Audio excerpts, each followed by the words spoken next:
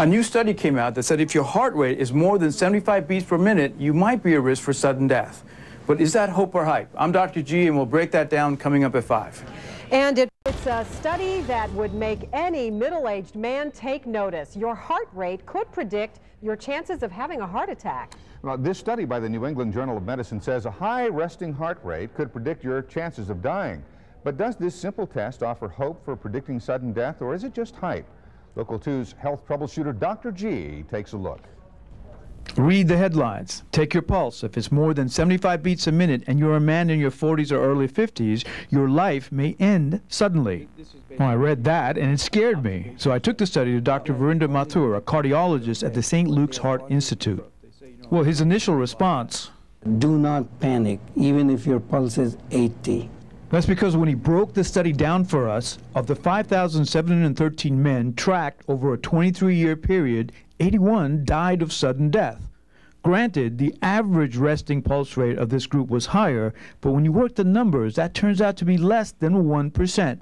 Instead of a high resting heart rate, Dr. Mathur warns people to look out for other warning signs like unusual fatigue or shortness of breath during normal activities. If you're healthy, you're exercising, and you see some change, it is a very important clue to go and get checked. So is this story hope or hype? Well, Dr. Mathur took my resting heart rate just to be sure. I'm sorry to tell you, Pawan is 88. So what does that mean? Should I panic? Am I going to die? No, that's the whole point. That if your pulse is more than 75, it doesn't mean a thing. Are you sure your watch is working? Maybe you should check it again. Remember? So it's hype. While Dr. Mathur does point out that the study provides some very interesting observations, but before it can be applied to an individual patient, it has to be confirmed by more studies. Now, heart rate and the pattern of response to exercise is important, and in fact, that's really what doctors use when they do a stress test on a patient. Now, however, many doctors say that the best way to prevent a sudden heart attack is regular exercise. Yeah, it always comes down to that, doesn't it? You've got to read behind the headlines. Thanks for clearing that up, Dr. G. Well, talk about... Well, you might remember about a month ago, a widely hyped study from the CDC that said if you're overweight, you're not at greater risk of dying than people of normal weight. And I remember this, Dr. G, because you said that was wrong, and guess what? Now the government is agreeing with you. So let's take another look at what you said. It's definitely hype because bottom line, forgive the pun, the study did not say that being overweight will make you live longer or healthier. But a lot of groups like Consumer Freedom are spreading this misinformation. That's doing more harm than good. Yeah, I went on to tease Bill about his fondness for Whataburgers. He went out and got one right away.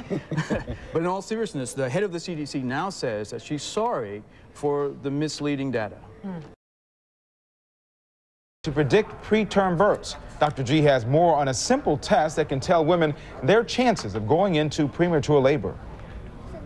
Monica Bertram has her hands full, but she wouldn't have it any other way.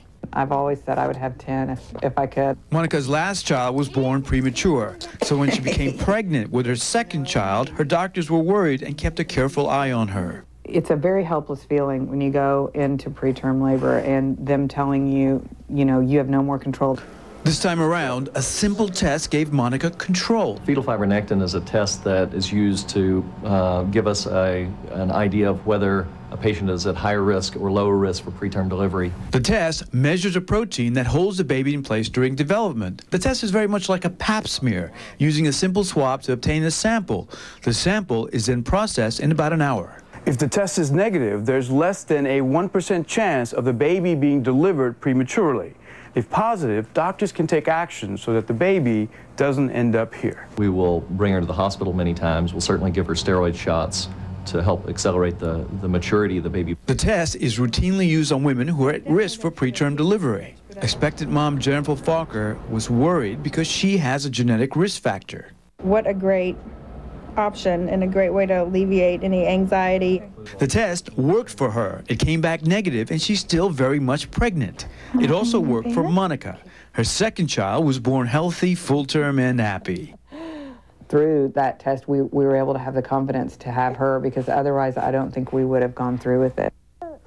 The fetal fibronectin test is about 97% accurate and can be given throughout a woman's pregnancy, starting at 24 weeks. The test is FDA approved and is covered by most insurance companies.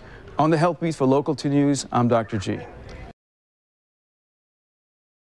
Is there another explanation to what happened to him? Well, some scientists believe that this is just a physiological response. It's a lack of oxygen to the brain which causes a near-death experience. Houston Dr. Pavan Grover has been fascinated with near-death experiences for years. Scientists have actually stimulated a part of the brain and been able to recreate a near-death experience. People seeing light, having kind of a life review. But he says medicine can't account for everything these patients see. What these scientists can't explain is how people, when they die and they have an out-of-body experience and they can describe what's happening like half across the hospital, and there's no way that they could know that. Local 2 medical expert Dr. G did not treat Shoemaker and doesn't know specifically about her diagnosis, but says... Now, thank you for joining us, Dr. G. You're welcome. We are told that... Whether or not Terri Schiavo is getting them has become something of an issue in this case. Again, Dr. G. You're welcome. Jennings is having chemotherapy right away. What does that suggest to you? Dr. G, you touched on this in your report. Now, the FDA has the power to control prescription drugs, but why not something like ephedra that was sold over the counter and has been linked to so many health problems? Well, Bill, here's the deal. Now, the federal laws are different for supplements. For example, in prescription drugs, the burden of the proof is on the manufacturer to show that the drug is safe. However, in this case, for supplements, the burden of proof is on the FDA to show that a drug is harmful. To show you how big of a hurdle that can be, the FDA looked at peer-reviewed studies, they looked at reports of injuries, and even about 150 deaths. But even then, the ruling was upturned. Besides the health benefits, the kids say it's a lot of fun too. In the short time I spent with the kids, it was obvious that they all wanted to be there, and each was confident and had a strong sense of identity.